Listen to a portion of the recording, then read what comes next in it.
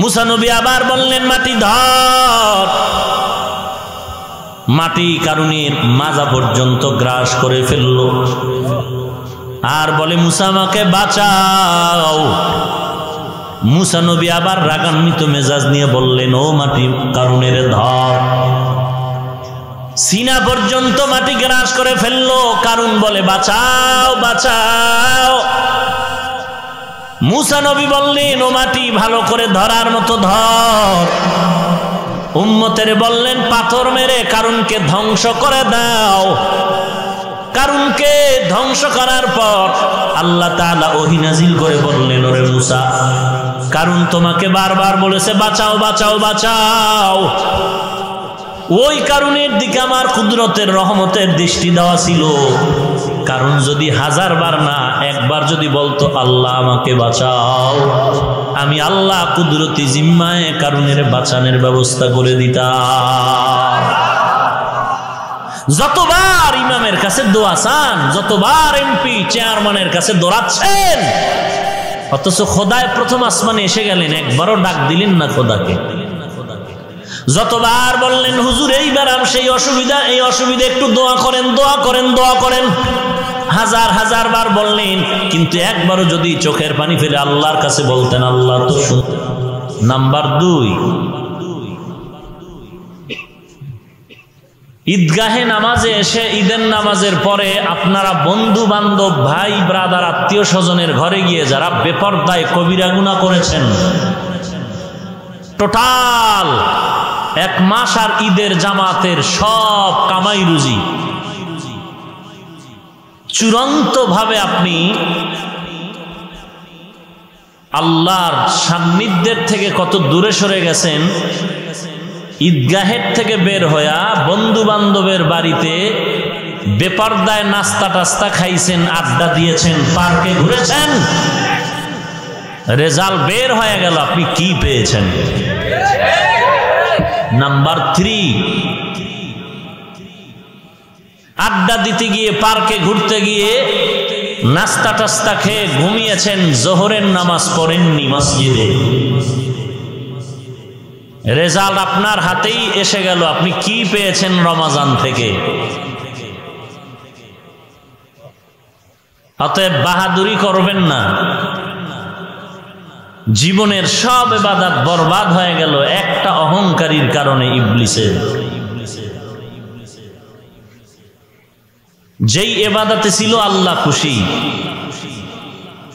এক ভুলের কারণে সব শেষ।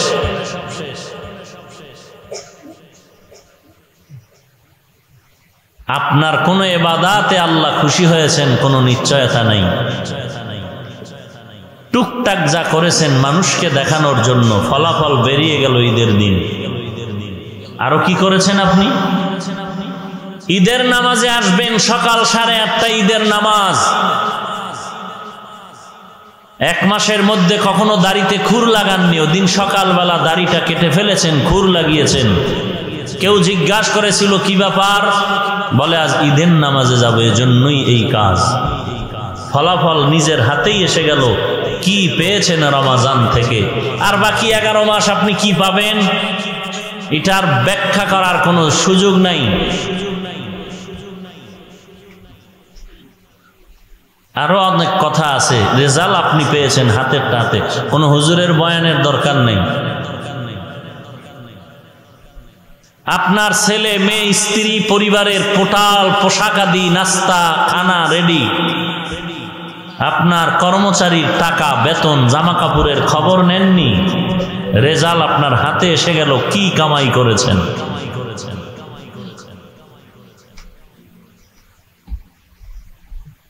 বাংলাদেশের মধ্যে বাহিরের কথা বাদ, আমার সোনার বাংলাদেশের সোনার মানুষ,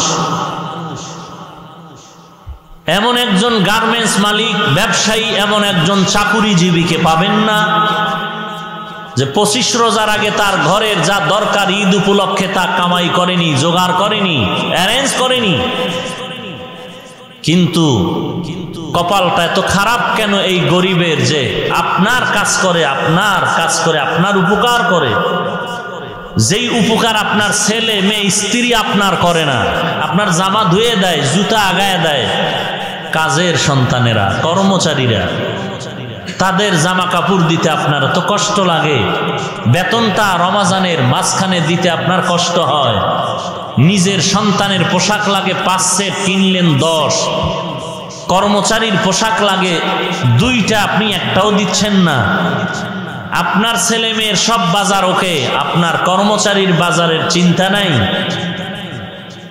আপনি করেছেন সিয়ামের সাধনা, আপনার কপালে রহমত নাই, রমাজানের মাগফিরাত নাই, আপনার কপালে রমাজানের নাজাতের বরকত নাই। কেন? দিন রাত 24টা ঘন্টা কর্মচারী শ্রমিকরা কাজ করবে, বেতনের জন্য আন্দোলন করবে কেন?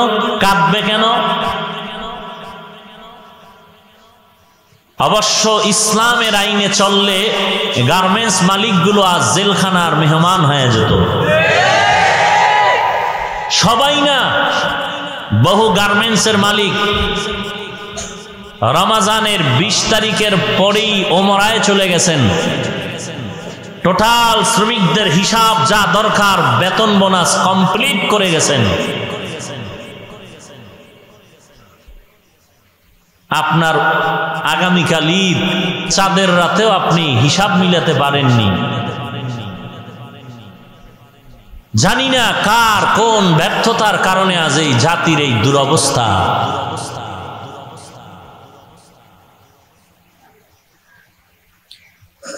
আল্লাহ আমাদের সব ভাইকে মাফ করে দিন।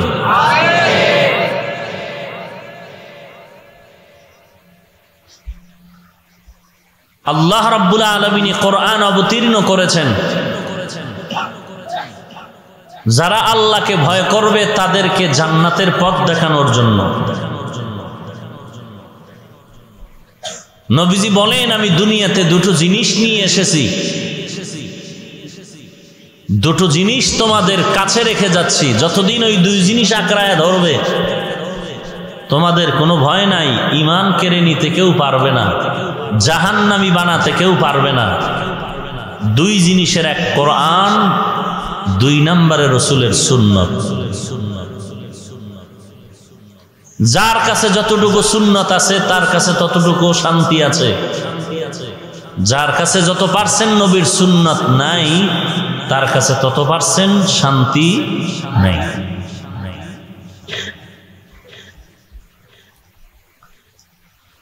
আল্লাহ রাব্বুল আলামিন কোরআন অবতীর্ণ করেছেন,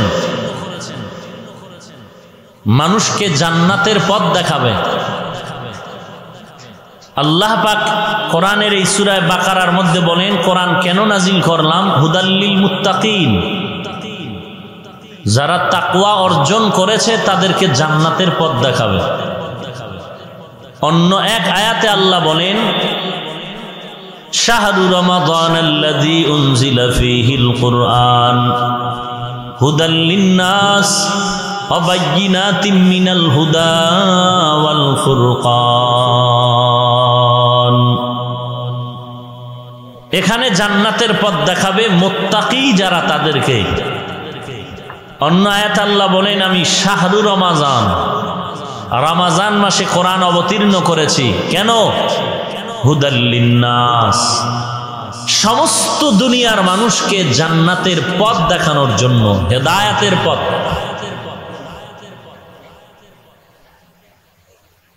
আল্লাহ রাব্বুল আলামিন সূরার শুরুতেই অক্ষর দিয়ে বললেন, আলিফ লাম মিম। এই অক্ষরগুলো আরবি ভাষা শিখার জন্য, প্রত্যেকটা মানুষের জন্য এই অক্ষরগুলো চিনা শিখা প্রয়োজন। যে অক্ষর শিখবে না সে কোরআন শিখতে পারবে না, আরবি শিখতে পারবে না। শুধু এই আরবি নয়, পৃথিবীর সমস্ত ভাষা শিখার জন্য ওই ভাষার নির্ধারিত কিছু অক্ষর আছে। অক্ষরগুলো না শিখলে ওই ভাষা সে শিখতে পারে না, চিনতে পারে না। বাংলা ভাষা শিখার জন্য স্বরবর্ণ ব্যঞ্জন বর্ণ, স্বরে ও স্বরে আ ক খ। ইংরেজি শিখার জন্য ABCD Z পর্যন্ত।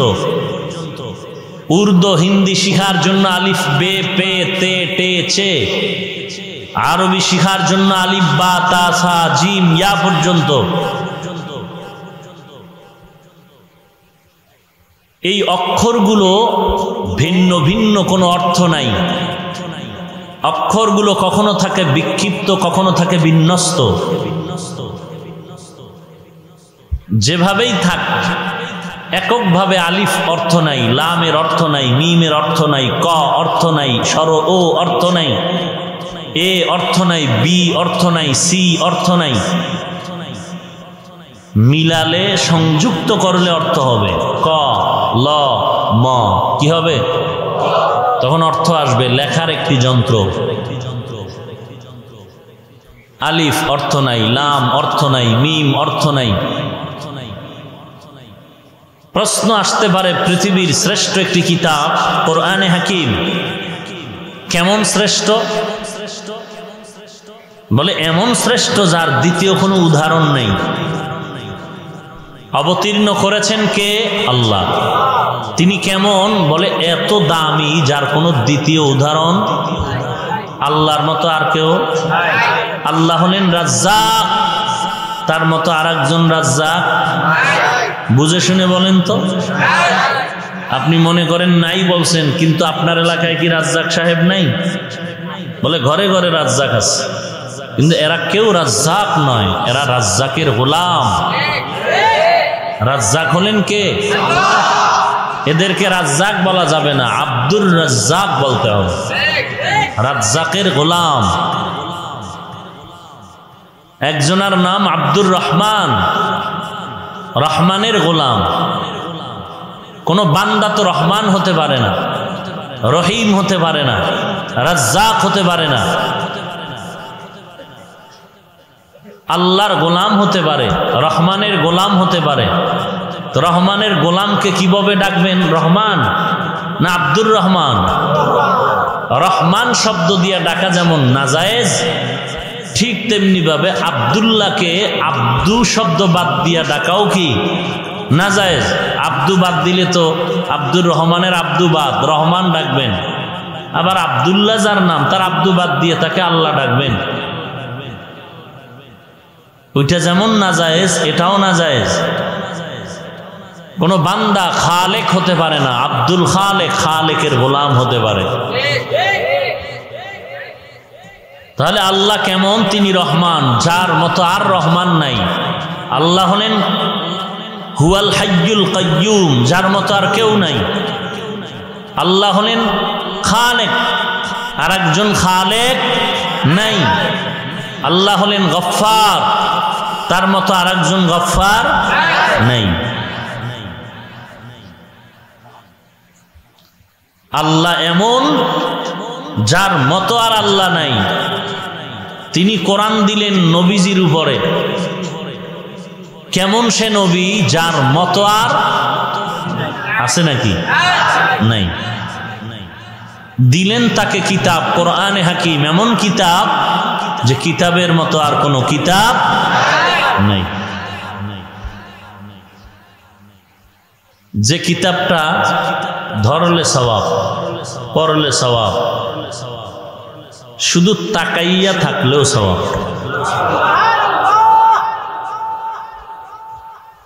দুনিয়াতে এমন কয়েকটা জিনিস আল্লাহ দিয়েছেন যে শুধু তাকায় দেখবে তাতেও সওয়াব। বাইতুল্লাহ আল্লাহর ঘর, তাকায় দেখবে সওয়াব। নেক নজরে মা বাবার দিকে শুধু তাকায় থাকবে সওয়াব। আল্লাহর কোরআনের দিকে তাকায় দেখবে, কিচ্ছু পড়বে না, চুপচাপ তাকায় দেখবে, এতেও সওয়াব। কিন্তু আমরা কোরআন পড়ার চেষ্টা করি না। যারা কোরআনওয়ালা তাদের কাছে গিয়ে কোরআন শিখার চেষ্টা করি না, ভুল ধরার চেষ্টা করি। আল্লাহ তাআলা কোরআনের বিভিন্ন সূরার শুরুতেই অক্ষরগুলো বলেছেন আলিফ লাম রা, ইয়াসিন, তাহা, নুন, ওয়াল কলম। এই অক্ষরগুলো অর্থহীন অক্ষর, কোনো অর্থ নাই। এত বিশাল কিতাব, যে কিতাবটা বিনা ওযুতে স্পর্শ করা যাবে না। লা ইয়ামাসসুহু ইল্লাল মুতাহহারুন, পবিত্রতা ছাড়া কোরআন স্পর্শ করা যাবে না। বিধর্মীরা পর্যন্ত কিতাবকে সম্মান করে।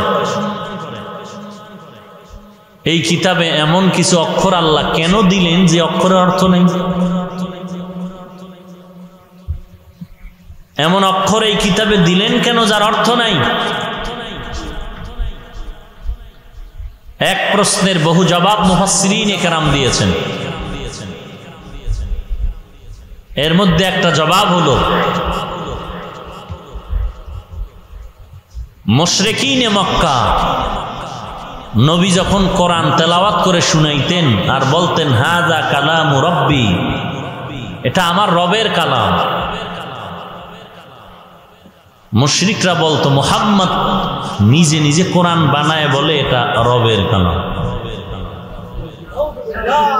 আল্লাহ এই অক্ষরগুলো দিয়ে জবাব দিলেন, এই মুশরিক, কোরআন যদি মুহাম্মদ নিজে বানাইতো তো মুহাম্মদ নিজে জানতো আলিফের অর্থ কি, লামের অর্থ কি, মিমের অর্থ কি। যেহেতু জানে না, সেহেতু এই কোরআন মুহাম্মদের বানানো না, এটা কার কালাম? দুই নাম্বার জবাব মুমিনের ঈমান পরীক্ষার জন্য দিলেন। অমুমিন, তোমরা কি আল্লাহর কোরআন বুঝলে মানবে না বুঝলে মানবে না? ব্যাপারটা কি এমন?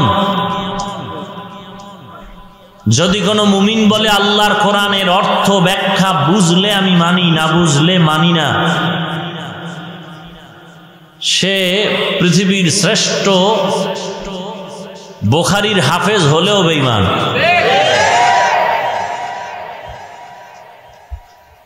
আর যে মুমিন বলবে আমি আল্লাহর কোরআন বুঝলেও মানি, না বুঝলেও মানি, সে রিকশার ড্রাইভার হলেও মুমিন।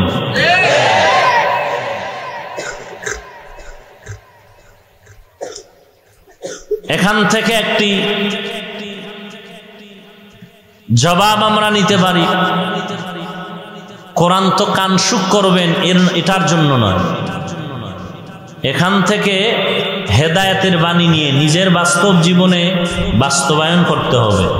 আল্লাহ অন্য আয়াতে বলেন এই কোরআন কেন পাঠাইলাম, ওয়া নুনাজ্জিলু মিনাল কুরআনি মা হুয়া শিফাউন ওয়া রাহমাতুল লিল মুমিনিন, ওয়া নুনাজ্জিলু মিনাল কুরআনি মা হুয়া শিফাউন ওয়া রাহমাতুল লিল মুমিনিন ওয়া লা ইয়াজিদুয যালিমিনা ইল্লা খাসারা। আমি আল্লাহ কোরআন অবতীর্ণ করলাম গোটা জগতের মানুষের রোগের ঔষধ, ওয়া শিফাউন লিমা ফিস সুদূর, কোরআন আল্লাহ অবতীর্ণ করলেন অন্তরের ঔষধ। সুদূর মানে সিনা, সদ দাল ও র, সুদূর মানে কি? ভাই কথা বলতে হবে, খারাপ লাগলে বলেন দোয়া করে জায়গা। উঠা বসা করে কেন আপনার এখানের লোকেরা? কারণটা কি? বড়লোকি ভাব নাকি অভ্যাস? আল্লাহ বদ অভ্যাস থেকে আমাদেরকে হেফাজত করুন। অনেকের ভিতরে আবার ভাব আছে তো যে দূর এই বাজে কথা না শুনলে কি হবে, চলে যায়। কারণ মানুষ নিজেকে আল্লাহর কাছে সঁপে দিতে চায় না, কোরআনের কাছে নিজেকে বিলীন করতে চায় না, কোরআনের কাজ লাইনে নিজেকে বানাতে চায় না, বরং ইসলামটাকে নিজের লাইন মতো চালাতে চায়। এজন্য বলে ইসলামে রাজনীতি নেই। কি নাই? মসজিদেও রাজনীতি চলবে না, ইমাম থাকবে নিরপেক্ষ, মুয়াজ্জিন নিরপেক্ষ, খাদেম নিরপেক্ষ, কোনো রাজনীতি চলবে না। এখন আমি আদব রক্ষার্থে বেয়াদবি ক্ষমা চেয়ে যদি বলি ভাইজান, যদি অবস্থাটা আপনি এমনই বলেন তাহলে ইসলামে সব বিষয়ের সমাধান ইশারায় হোক আর প্রকাশ্যে হোক সরাসরি আছে, আছে না নাই? কোরআনে আছে না নাই? ইসলামে আছে না নাই? শুধু একদিক থেকে ইসলাম আর কোরআনটা দুর্বল। কয় দিক থেকে? একদিক, সেটা হলো রাষ্ট্রীয় ব্যাপারে। ইসলামেও কোনো দিক নির্দেশনা নাই, কোরআনেও নাই। এদিক থেকে ইসলামটা অপূর্ণাঙ্গ, কোরআন শরীফটা অপূর্ণাঙ্গ। ওই লোক বলবে হুজুর কখনোই হতে পারে না, কোরআন স্বয়ং সম্পূর্ণ, ইসলাম কমপ্লিট। তাহলে কেন আপনি বলবেন ইসলামে এটা নাই সেটা নাই? আমি বিস্তারিত বলবো না, যারা শিক্ষিত আপনি বাসায় গিয়া টাকা দিয়া পারলে কিনবেন, না হয় মোবাইলে ডাউনলোড করে বাংলা কোরআন নামাইবেন, নামাইয়া সূরা ইউসুফ, ইউসুফ আর জুলাইখার ঘটনা বাংলাটা দেখবেন। আর সুলাইমান বিলকিসের ঘটনা আছে সূরা নমল, এগুলো একটু বাংলা পড়ে দেখবেন।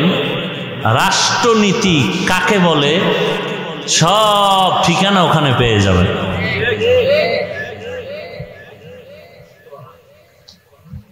নাম্বার 2, যদি বলেন মসজিদের ইমাম নিরপেক্ষ, মসজিদে কোনো কিছু চলবে না,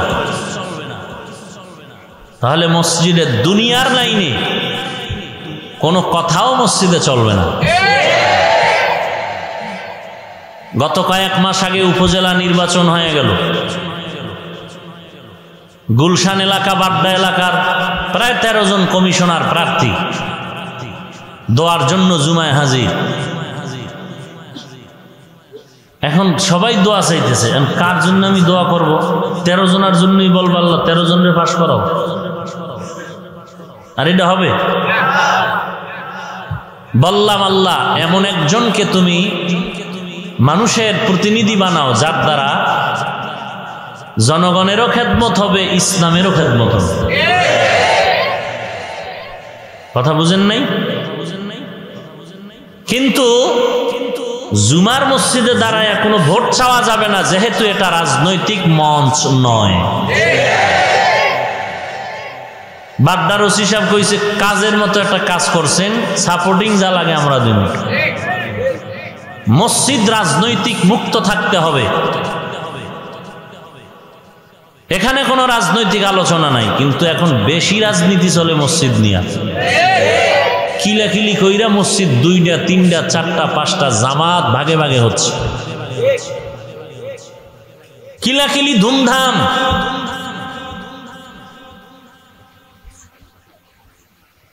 আল্লাহ রাগ করলেন? ভুল হলে এবার ধরায় দিয়েন যে ভাই আপনার কথা এটা ভুল হয়েছে।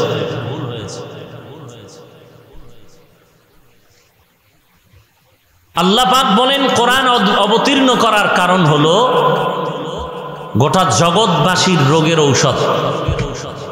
আর এক আয়াতে কি বললেন? সিনার ঔষধ। সিনা, সুদূর মানে কি? সবাই বলেন সুদূর মানে কি?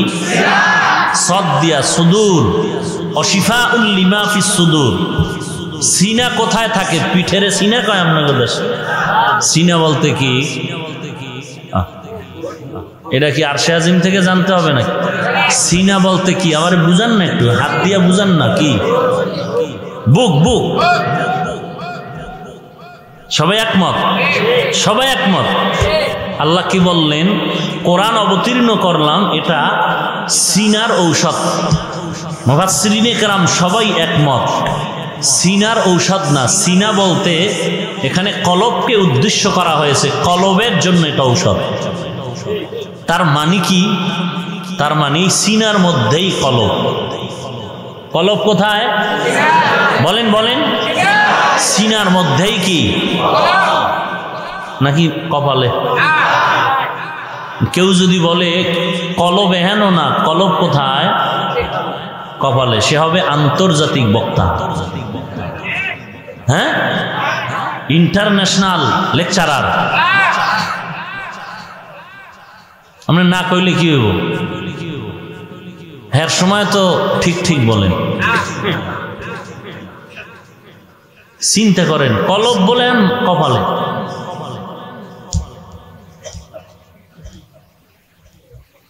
আল্লাহ আমাদের হেদায়াত দান করুন।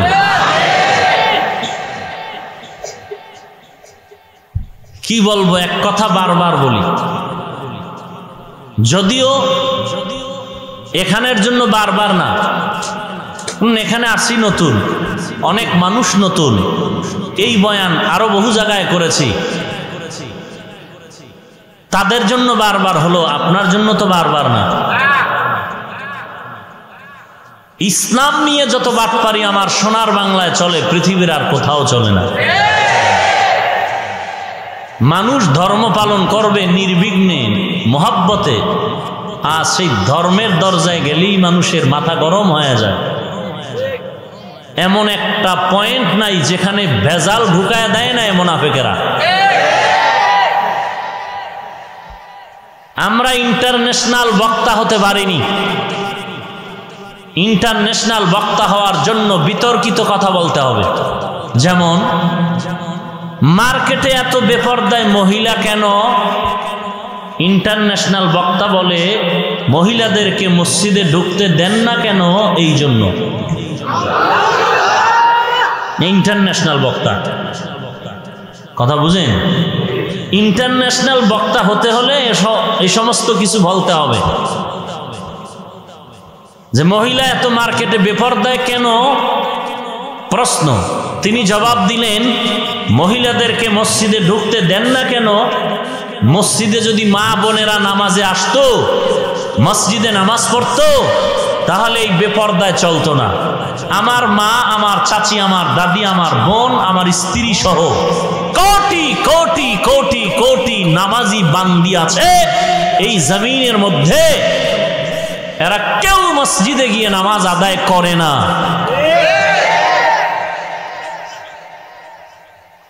এখন এরা কি মসজিদে না যাওয়ার কারণে বেপরদা হয়েছে?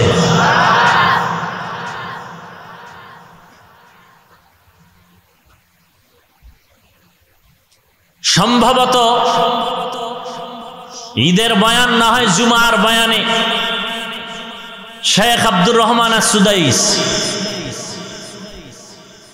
বাইতুল্লাহর ইমাম, তিনি একটি বক্তব্য দিয়েছেন, গোটা দুনিয়াবাসীর সামনে সেটা ভাইরাল হয়ে আছে, মহিলাদের নামাজের ব্যাপারে রাসূলের উত্তম হাদিসের বিবরণ দিয়ে তিনি বলেছেন, প্রত্যেকটা নারীর জন্য নামাজ আর ইবাদতের জায়গা হলো উত্তম মসজিদ থেকে তার নিজস্ব ঘর।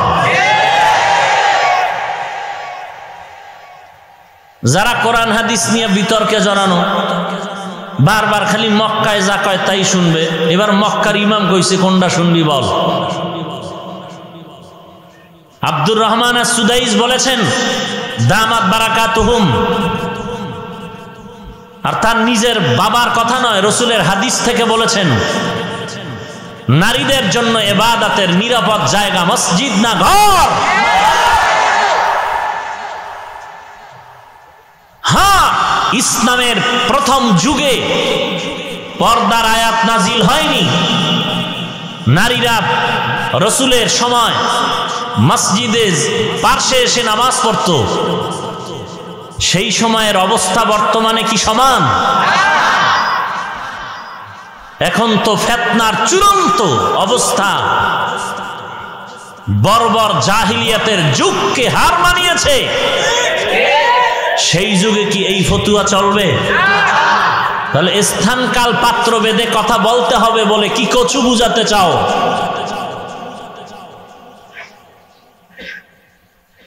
এই ফিতনা ছড়ানোর পেছনে কারণটা কি? ঈদের নামাজ পড়তে যাবে, সেখানেও ভেজাল, তাকবীর 12টা দিব না 13টা দিব, তারাবির মধ্যে ভেজাল, 8 রাকাত পড়বো না 20 নিয়ে টানবো, হাত বাঁধা নিয়ে ভেজাল, বুকে বাঁধবো না নাবির নিচে না মাথায়। কারণটা কি? একজন ইন্টারন্যাশনাল বক্তা বললেন, শবে বারাত মানেই দুর্গা পূজা। আপনি নাউজুবিল্লাহ বললে কি হবে? এই কথা বলার দ্বারা সে ইন্টারন্যাশনাল হয়েছে। শবে বারাত পালন করা মানে দুর্গা পূজা করা। আল্লাহ যাদেরকে একটু মেধা দিয়েছে কিচ্ছু বুঝেন না, আল্লাহ বিবেক দিয়েছে, একটু চিন্তা করুন একজন আলেম হইয়া এই কথা কিভাবে বলে, তাও লোকালয় কোটি কোটি মানুষের সামনে। সে একজন আলেম, বিবেকের কাছে একটু চিন্তা করুন। এরা সব এক কোয়ালিটির, এক সুতায় গাথা এই বিতর্কিত মৌলবীগুলো। গাছ একটা ডালপালায়, সব এক গাছেরই ডালপালা, সব গাছ এক গাছেরই ডালপালা।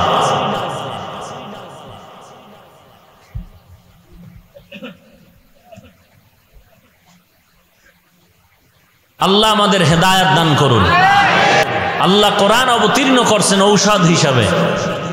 ঔষধ সেবন করে সুস্থ মানুষ নাকি অসুস্থ রোগী? আমরা সবাই অসুস্থ রোগী, নবীরা নয়, কারণ তারা মাসুম, বেগুনাহ। সাহাবায়ে কেরাম মাহফুজ, আল্লাহ তাআলার গুনাহের থেকে সংরক্ষিত পর্দার ভেতরে আছিলেন। গুনাহ হয়ে গেল তওবা করতে দেরি করতেন না। আজ আমি আপনাদেরকে যত কথাই বলবো, দীর্ঘ রমজানের পরে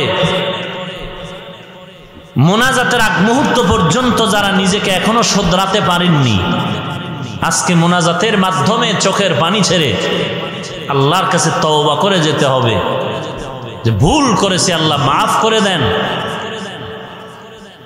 রমজানের সব ঠিক রাখার পরেও আল্লাহ ঈদের রাত্রে দরজা খুললেন, ফেরেশতা দিয়া মাগফিরাতের ব্যবস্থা করলেন। আবার অনিচ্ছায় দুই একটা ভুল রয়ে গেল নাকি, তার থেকেও আল্লাহ পাক বানানোর জন্য সাদকায়ে ফিতরের ব্যবস্থা করলেন। আল্লাহ চান না আমার বান্দা অপরিচ্ছন্ন গুনাহ নিয়ে থাক, পরিপূর্ণ ক্লিন হয়ে যাবে। আল্লাহর কাছে তওবা করা দরকার। কার মতো তওবা করব? আল্লাহ বলেন, ইয়া আইয়ুহাল্লাযীনা আমানু তুবু ইলাল্লাহি তাওবাতান নাসুহা। নসুহা নামের এক ব্যক্তি, তার মতো তওবা করো। চিন্তা করেন কেমন ব্যক্তি যে কোরআনে নাম এসে গেল।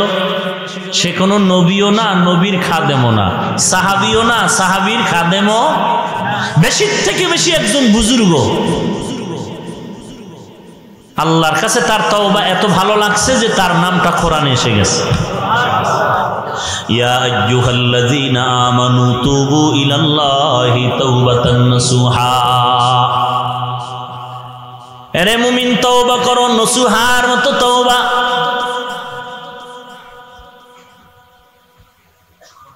আল্লাহ তাআলা বলেন, আমি কোরআনের বিভিন্ন জায়গায় আলিফ লাম মিম, আলিফ লাম রা এই অক্ষরগুলো বললাম।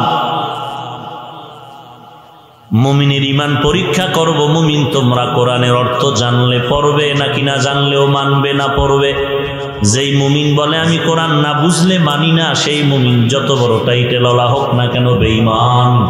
আর যেই মুমিন বলবে আমি কোরআন বুঝলেও মানি না বুঝলেও মানি, ওই বান্দা যদি গরিবের সন্তানও হয় আল্লাহর কাছে বড় মুমিন। কোরআন কি বুঝলে মানেন না বুঝলে মানেন না? এই রোহিতপুরের মুসলমান, কোরআন না বুঝলে মানেন না। আপনি কি কসু বুঝবেন? আপনার বাপে বুঝছে?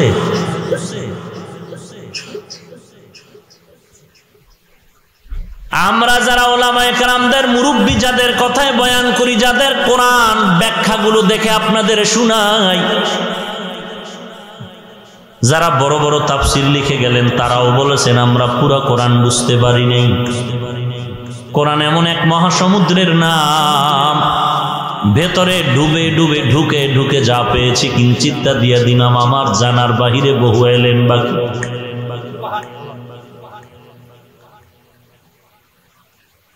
তাও কি ঘুমের ঘরে না? হাজারের উপরে আল্লাহ ওয়ালাদের পেছনে দৌড়ায় দৌড়ায় কোরআন শিখলেন, হাদিস শিখলেন। হাজারের উপরে এক একজনের ওস্তাদ। ইমাম বুখারী রহমাতুল্লাহ আলাইহির ওস্তাদ হলেন হাজারের উপরে। আর আপনি উস্তাদ মুরব্বী ছাড়াই সব শিখে ফেলবেন। কে শিখাইলই বাটপারি? আলিফ লাম মিম আলিফ বা তা সা এই অক্ষরগুলো কয়টা আছে আরবিতে? 29টা অক্ষর। পৃথিবীতে যত ভাষা আছে এই ভাষার মধ্যে যদি কোরআন শরীফ ওই ভাষায় উচ্চারণ দেওয়া আছে, বাংলায় কোরআনের উচ্চারণ সহ আছে, ভালো করে বুঝে আমাকে একটু জবাব দেন। কোনো মানুষ যদি বলে আমি কারো কাছে গিয়ে আলিফ বা তা শিখবো না, কেমনে শিখবি? বলে লাইব্রেরি থেকে বাংলা উচ্চারণের কোরআন কিনে শিখবো, ইংরেজি উচ্চারণের কোরআন কিনে কিনে তারপরে পরে পরে শিখবো একা একা। বাংলা উচ্চারণের কোরআন আছে, আলহামদু বাংলায় লেখা আছে, আলিফ লাম বাংলায় লেখা আছে, আলিফ বা তা সা লেখা আছে। দুনিয়ার যে কোনো ভাষায় যদি কোরআন ওই ভাষায় উচ্চারণ লেখা থাকে, ভালো করে বলবেন কি যে যেইভাবে একা একা বাংলা উচ্চারণ শিখে কোরআন পড়বে বিশুদ্ধভাবে শিখতে পারবে কি? কোনদিন। যত বড় বাহাদুর হোক না কেন, এই অক্ষরগুলো বিশুদ্ধভাবে শিখতে হলে ছোট বড় হোক যেই হোক, কোনো না কোনো একজন বিশুদ্ধ কারি সাহেবের কাছে গিয়ে শিখতে হবে। সহজ কথা, কোরআনের 29টি অক্ষর শিখতে যদি ওস্তাদ লাগে, কোরআনের তাফসীর ব্যাখ্যা শিখতে কোনো মুরব্বি লাগবে না, ওস্তাদ লাগবে না। কে বলেছে আপনাকে? অক্ষরের থেকে ব্যাখ্যা খুব সহজ।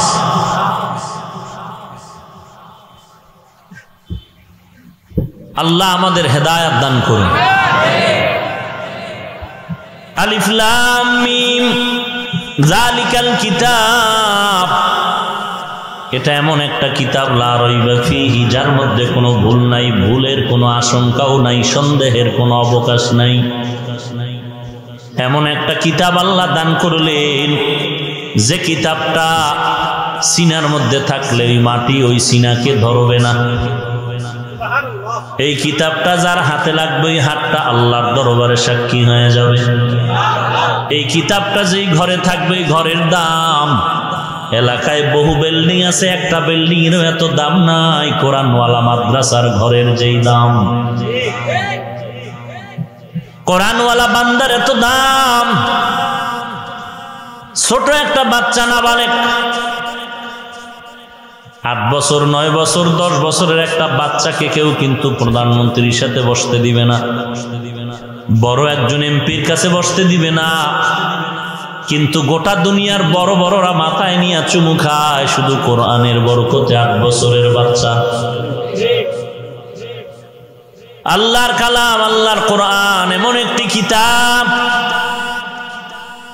বান্দা তুমি কোরআন শরীফ পড়বা তাতেও সওয়াব, কেউ পড়তেছে তুমি চুপচাপ বসে শুনো তাতেও সওয়াব, কেউ পড়ে না তুমি শুনো না, তুমি শুধু কোরআন খুলে তাকায় যদি তাকায় তাকায় দেখো তাতেও তোমার সওয়াব।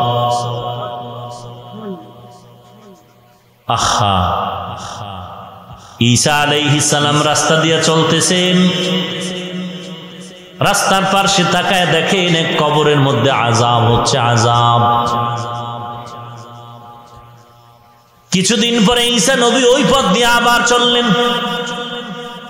চলতে গিয়ে দেখে আজ ওই কবরের পার্শ্ব থেকে মিশকের ঘ্রাণ। পয়গম্বর ঈসা নবী আল্লাহর কাছে জানতে চাইলেন, ও আল্লাহ, কয়েকদিন আগে এই কবরের কিনারা দিয়ে যাওয়ার সময় আমি আযাবের গন্ধ পাইলাম, আজকে মিশকের ঘ্রাণ, কারণটা কি? আল্লাহ তাআলা ওহীর মাধ্যমে জানায় দিলেন, ও পয়গম্বর ঈসা, ভালো করে শুনে নাও, এই বান্দা কবরের মধ্যে আসার পর তার দুনিয়াতে ২২ স্ত্রীর গর্ভে একটা বাচ্চা রেখে আসছিল। ওই বাচ্চাটা বড় হওয়ার পরে মাদ্রাসায় গেল, মাদ্রাসার শিক্ষকরা বাচ্চাটারে যখন পড়ায় দিল বিসমিল্লাহির রহমানির রহিম, আমি আল্লাহর কুদরতি অন্তরে জোশ এসে গেল, মায়ার। আমি আল্লাহ ফিরিস্তাকে বললাম, ও ফিরিস্তা, এই বাচ্চা বলে আমি আল্লাহ নাকি রহমান, আমি আল্লাহ নাকি রহিম? এই বাচ্চা যদি বলে আমি রহমান আমি রহিম, তাহলে আমার বড় লজ্জা হয়। এর ফ্যামিলির কাউকে কোনো মুসিবতে ফেলতে গিয়ে দেখো, এর কোনো আত্মীয় স্বজন কবরে যদি থাকে, তাড়াতাড়ি জান্নাতের বিছানার ব্যবস্থা করে দাও। মুফাসসিরিন একরাম বলেছেন 30 পারা কোরআন আলহামদু থেকে যাহা কিছু আছে সব কিছুর মহত্ব, বরত্ব, আজমত সব কিছু আলহামদু সূরার মধ্যে ঢুকানো। আর আলহামদুর মধ্যে যা আছে সব বিসমিল্লাহে ঢুকানো। আর রহমানির রহিম বিসমিল্লাহর মধ্যে সহ কোরআনের যা কিছু আছে এই সব কিছু বিসমিল্লাহর বা অক্ষরের মধ্যে ঢুকানো। এজন্য রাহমাতুল লিল আলামিন বলেন, কোন মুমিন যদি প্রতিদিন বিসমিল্লাহর আমল করে, সকাল বিকাল বিসমিল্লাহর ওজিফা পড়ে, বিসমিল্লাহির রহমানির রহিম লিখতে 19টা অক্ষর আছে, যেই বান্দা বিসমিল্লাহর আমল করবে জাহান্নামের 19 জন ফেরেশতা থেকে আল্লাহ তাকে হেফাজত করবে। মুফাসসিরিন একরামদের কেউ বললেন আল্লাহর 3000 নাম আছে। কয় হাজার? 3000 নাম। 1000 নাম আল্লাহ তাওরাত কিতাবের মধ্যে দিয়া দিলেন, আম্বিয়া একরামদেরকে শিখাইয়া দিলেন। 3000 নামের মধ্যে 1000 নাম আল্লাহ আম্বিয়া একরামদেরকে জানায় দিলেন, আর 1000 নাম আল্লাহ ফেরেশতাদেরকে শিখাইয়া দিলেন। বাকি রইল কত? এই পাবলিক ঘুমান, আল্লাহর কত নাম? 1000 কোথায়? আম্বিয়া একরামদের শিখাইয়া দিলেন, বাকি 1000 আল্লাহ ফেরেশতাদেরকে শিখাইয়া দিলেন। বাকি রইল কত? এই 1000-এর 300 নাম আল্লাহ তাওরাত কিতাবে দিয়া দিলেন, 300 নাম জবুরের মধ্যে দিয়া দিলেন, 300 নাম ইনজিল কিতাবে দিয়া দিলেন। বাকি রইল কত? 100 নামের 99টা নাম আল্লাহ কোরআনে হাকিমের মধ্যে দিয়া দিলেন, আর একটা নাম আল্লাহ কুদরতের জিম্মায় রিজার্ভ রেখেছেন। যেই বান্দা বিসমিল্লাহর আমল করবে, ওজিফা পড়বে, আল্লাহ তাআলা বিসমিল্লাহর বরকতে 3000 নামের বরকত দিয়ে দিবে। বিসমিল্লাহ পারে না এমন চোর দুনিয়াতে থাকার থেকে না থাকা ভালো। বিসমিল্লাহির রহমানির রহিম এমন দামি নাম, এত বরকতপূর্ণ।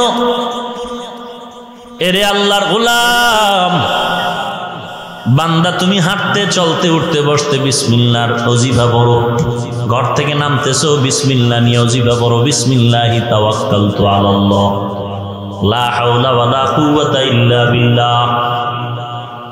এই বিসমিল্লাহর ওজিফা দোয়াটা পরে যদি বের হয়ে যাও, আল্লাহ সফরের মধ্যে তোমাকে ফেরেশতার মাধ্যমে হেফাজত করবে। মুহাদ্দিসিন একরামদের কেউ বলেছেন, কেউ যদি ঘুমের সময় 21 বার, কয়বার?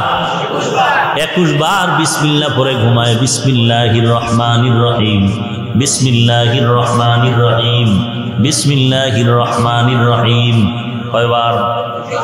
21 বার পরে ঘুমায়, 2টা পুরস্কার আল্লাহ দিবেন। 1 নাম্বার, তার ঘর, তার জীবন, তার জান ও মাল আল্লাহ ফেরেশতা দিয়ে হেফাজত করবেন। 2 নাম্বার, আল্লাহ তাকে হঠাৎ মৃত্যু থেকে হেফাজত করবেন। এটা একটা সহজ না? আমরা তো এই ছোট্ট আমলটা করতে পারি না, কানসুক করে গেলাম। কোরআন নিয়ে ঔষধ, কোরআন ঔষধ। ভাইরা আমার, কি বলবো, এক এক লাইনে এক একজন বয়ান করতে গিয়ে মানুষকে করো, এক এক লাইনে করো, জিহাদের উপরে করো, নামাজের উপরে করো, আর একটা লাইনকে তুমি দাবায় দেওয়ার ইশারা দিয়ে। কারণটা কি? কেউ যদি কোরআনের আয়াত লিখে হাতের মধ্যে রাখে, এমনও আয়াত আছে। আল্লাহ তাআলা নির্ধারিত কিছু কাজের হেফাজত করবেন, বরকত দিবেন।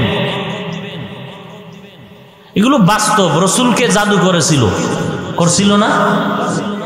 কূপের তলে তাবিজ বানায় রাখছে, কুফরি করে। আল্লাহ কুল আউযু বিরাব্বিল ফালাক আর নাস নাজিল করেন, আর বললেন এক একটা আয়াত পড়বেন, আর ওখানে ও যত গিরা লাগাইছে সব নষ্ট হয়ে যাবে।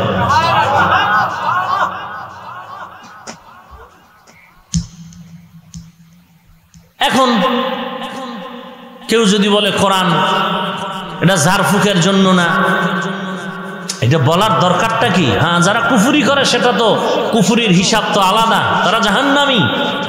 যারা সহি তরিকায় করে, হ্যাঁ, মসজিদের ইমাম সাহেব কোরআনের আয়াত পরে ফু দিছে, বাচ্চা সুস্থ হয়ে গেছে। পানিতে দম দিছে, পানি পান করছে, মৃত্যু সজ্জার রোগী সুস্থ হয়ে গেছে। কোরআন ঝাড়ফুঁকের জন্য নেই। ফালতু কথা বলে মানুষকে বিভ্রান্ত করার মানেটা কি? হেডম দেখানো ছাড়া আর কিছু নাই। দুই একটা কথা বিতর্কিত না বললে তার বয়ানটাই কামেল হয় না।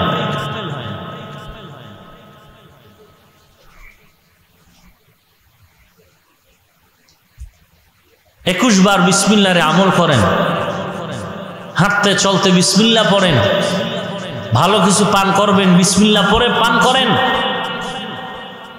বিসমিল্লাহর অনেক ফজিলত। সফরে যাচ্ছেন, প্রত্যেকটা কাজে বিসমিল্লাহ পড়েন। ওযুর শুরুতে বিসমিল্লাহ, মসজিদে ঢুকবেন বিসমিল্লাহ, বের হবেন বিসমিল্লাহ। বিসমিল্লাহি ওয়াসসালাতু ওয়াসসালামু আলা রাসূলিল্লাহ, আল্লাহুম্মা ইফতাহ লি আবওয়াব রাহমাতিক।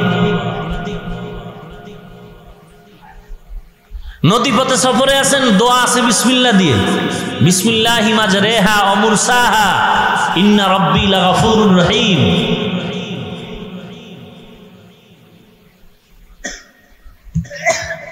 আমলের রাস্তা আমাদের খুবই দুর্বল। কিয়ামতের আলামত, এগুলো সব কিয়ামতের আলামত।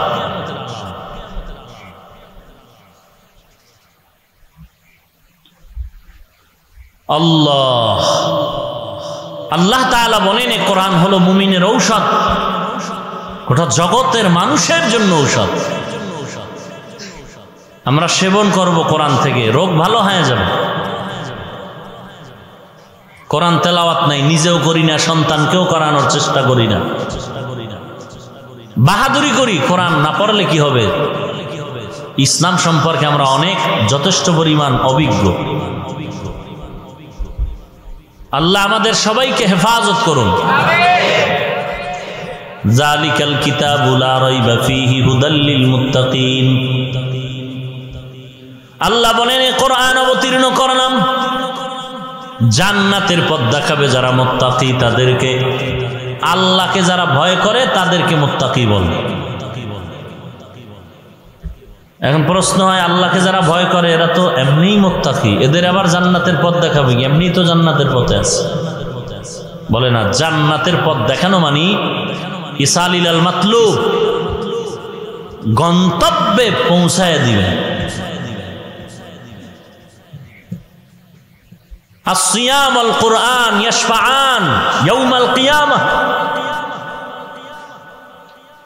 রোজা এবং কোরআন শরীফ আল্লাহর কাছে সুপারিশ করবে কোরআনওয়ালাদের পক্ষে, রোজাদারের পক্ষে।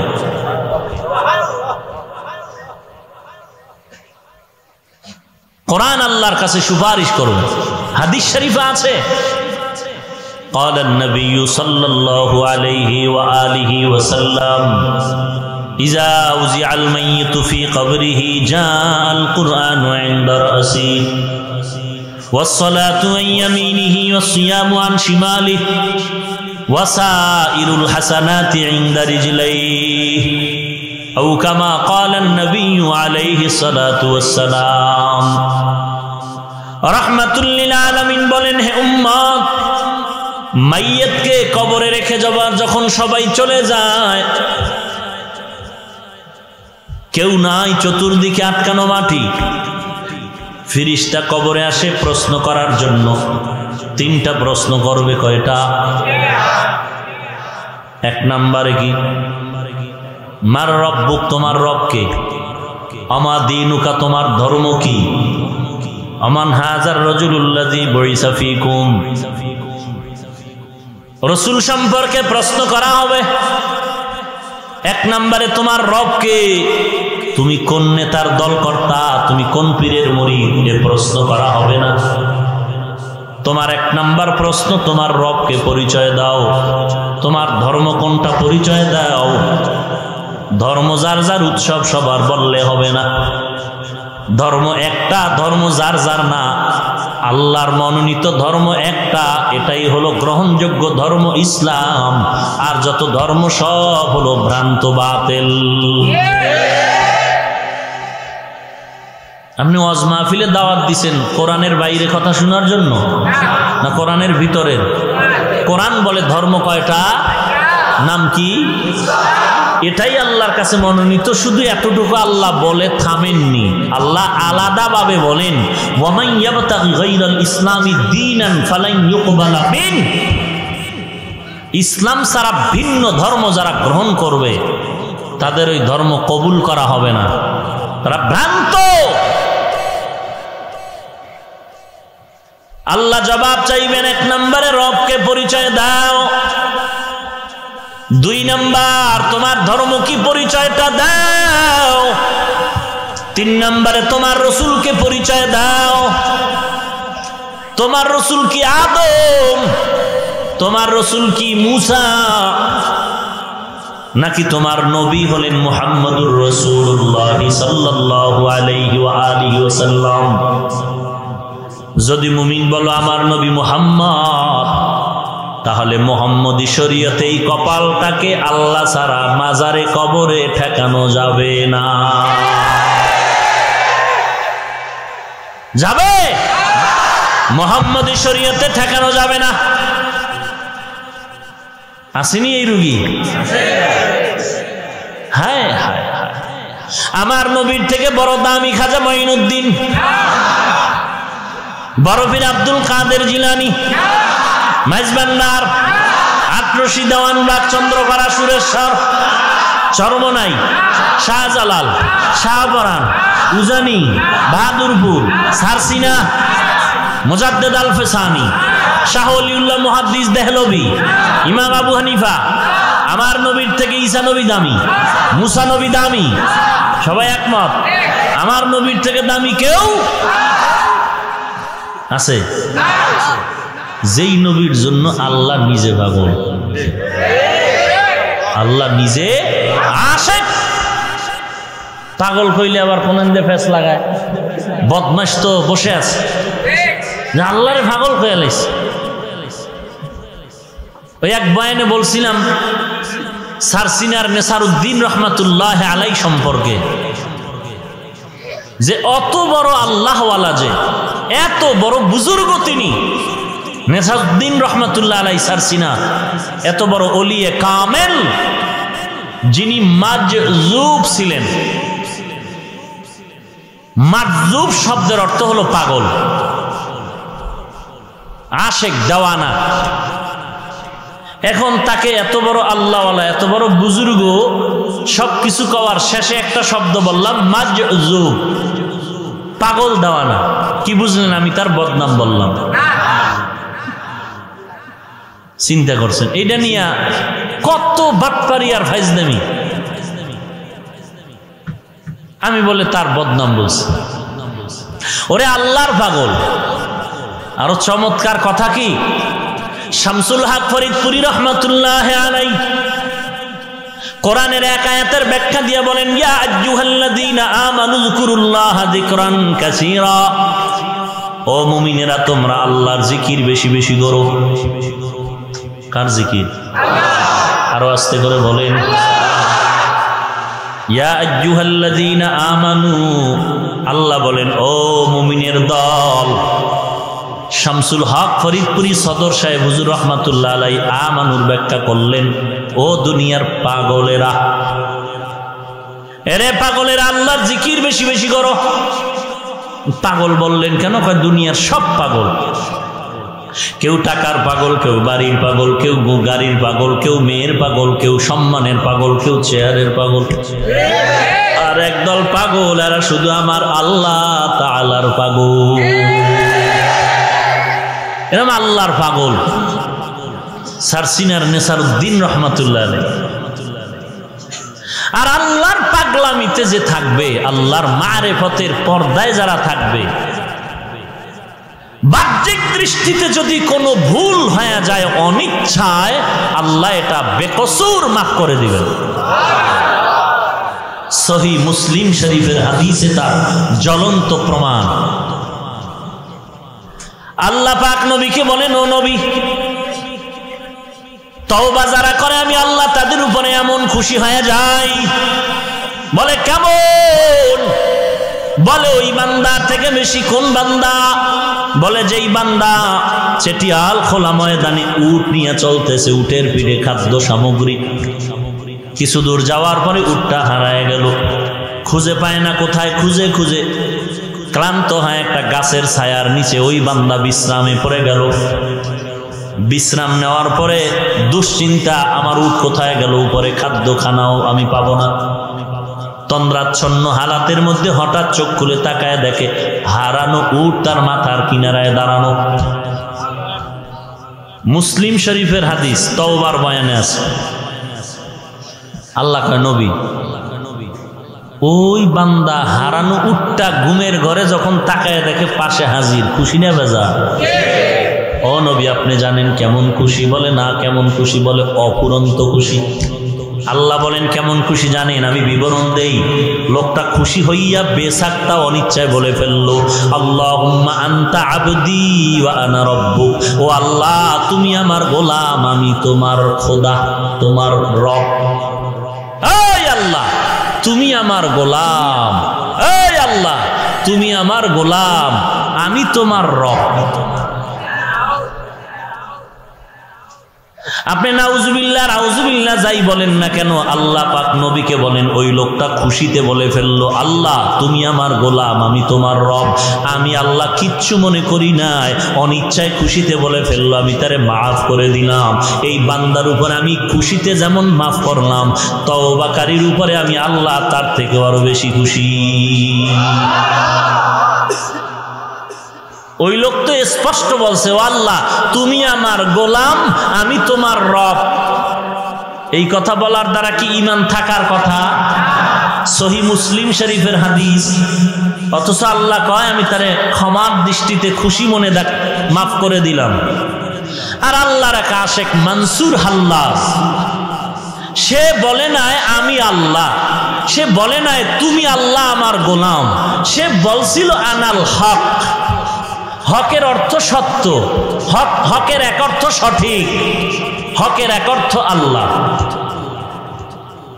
আর সেই বান্দা কোন মুহূর্তে বলছিল যে আনাল হক? মদের বোতল নিয়ে, বিড়ি মুখে নিয়ে, গাঞ্জা মুখে নিয়ে সে আল্লাহ তাআলার চূড়ান্ত ইশক আর মুহাব্বতের বেড়াজালে আবদ্ধ হয়ে অনিচ্ছায় বলেছিল আনাল হক। এখন ওই সময়ের কিছু আলেম আর ইদানিং কালের কিছু ইন্টারন্যাশনালরা বলতেছে মনসুর হাল্লাজ কাফের, এই বয়ান অলিপুরি সাহেব করেছে কাফের, এই বয়ান চরমনের পীর করেছে কাফের, এই বয়ান হাফিজুর রহমান করেছে কাফের। ব্যাস ফতুয়া দিতেছে উম্মতের কাছে। তাহলে মনসুর হাল্লাজ বলেছে আনাল হক, আমি আল্লাহ। হকের অর্থ যদি আমি নেই সত্যবাদী, তা তো অর্থ ঠিক আছে, আমি সত্যবাদী। হকের অর্থ যদি নেই সঠিক, আমি সঠিক। কোন একটা কিতাব খুলে দেখান তো যে মনসুরকে জিজ্ঞাসা করা হয়েছে যে আনাল হকের অর্থ কি, সে বলেছে আমি আল্লাহ। ব্যাপারটা তো এমন না।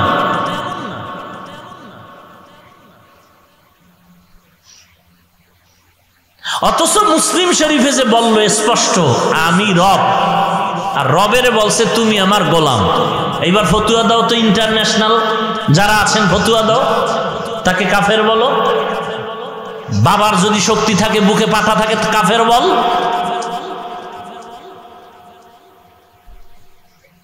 এ তো মুসলিম শরীফের স্পষ্ট তাওবার বয়ানের হাদিস।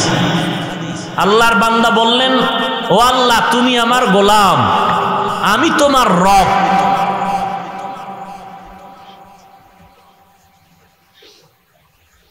মানুষকে বিভ্রান্ত করে কি হবে?